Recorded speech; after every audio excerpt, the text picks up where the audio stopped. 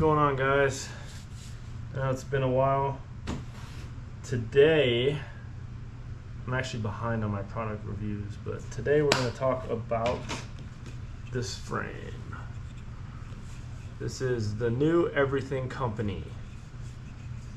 So it kind of reminds you of Able, probably, but it's nowhere near as hard to groove in, and it does slide just as fast, in my opinion. So I've been skating the purple frame for a good minute. I got them on my Sheamus, which have a bizarre Flebo sole plate, but that's another video. But if you look here, you can kind of tell skating anti-rocker. I've gotten a pretty good groove. What I'll tell you is, speed-wise, these things, they slide really, really fast.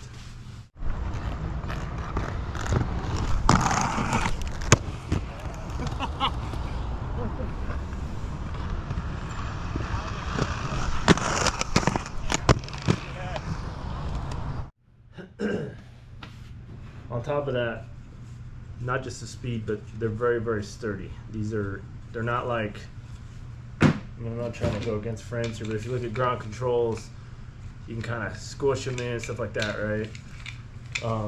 These frames are very, very stable, which I like. So I don't know what they're using, but if you like purple, it's already awesome. They do come in black as well, and I think like a tan color. This is the black frame, which I haven't even skated yet for my SL Red. Now, going into, we'll do some comparison here.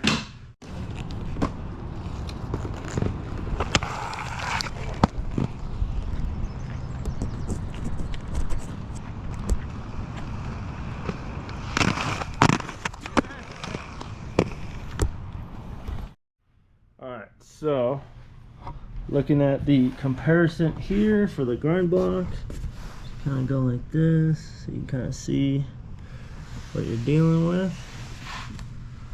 Essentially, this has by far the most grind space from, again, this is the Featherlight 3, blank, Kaiser Fluid 4, Featherlight 1s, and Create Originals. So kind of looking at it, I mean, granted, the groove's a little bit different, right? You can skate these flat and still have a lot of space, but yeah, I mean, there's no question. Like, I'm a huge fan of Kaiser, but they got them beat. It's got it beat. So if you're looking for a lot of space, this is the frame for you.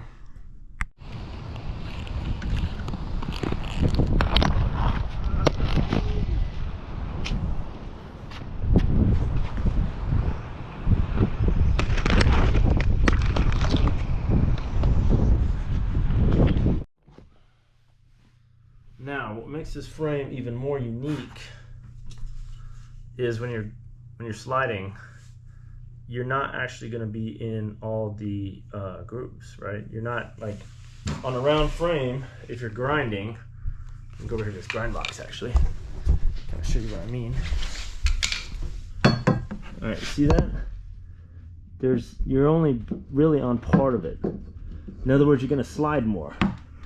Where on a round block frame, you're completely touching, right? Like, for instance, here, that, right? Here's a little hole. Look at that, round frame. You feel every bump because you have more of the material on the rail. So that's what I'm saying. Not only is the material faster on a sole, but it's definitely also on the backside plate.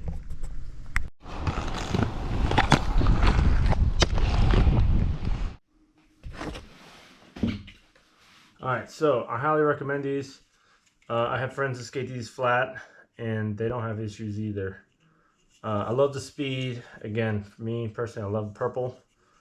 I love that you're not really on the coping.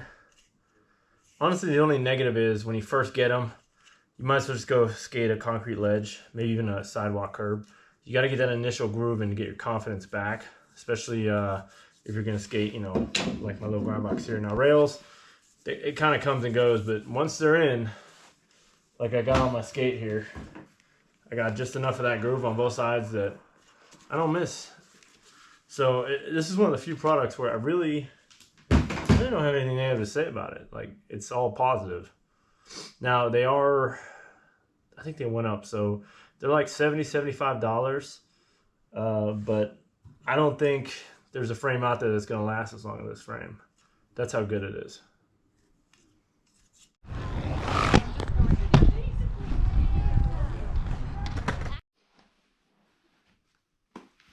Yeah, so getting right into the products that I was thinking about that I want to do a video on.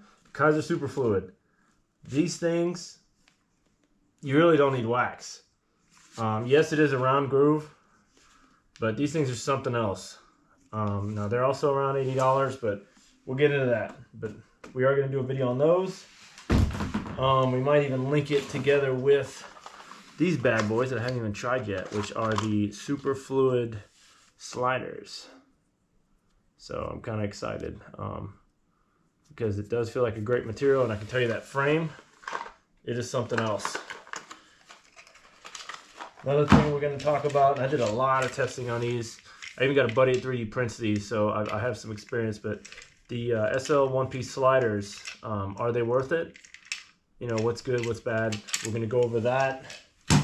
And then last but not least, I also want to go over, and it's kind of taken apart right now, is the TNEC Arox, which it's not stock right now. We'll get that back into there, but I like to go over this because there's some things I've noticed about the plastic, which is pretty interesting. Good and bad, I guess. But yeah, thanks for watching.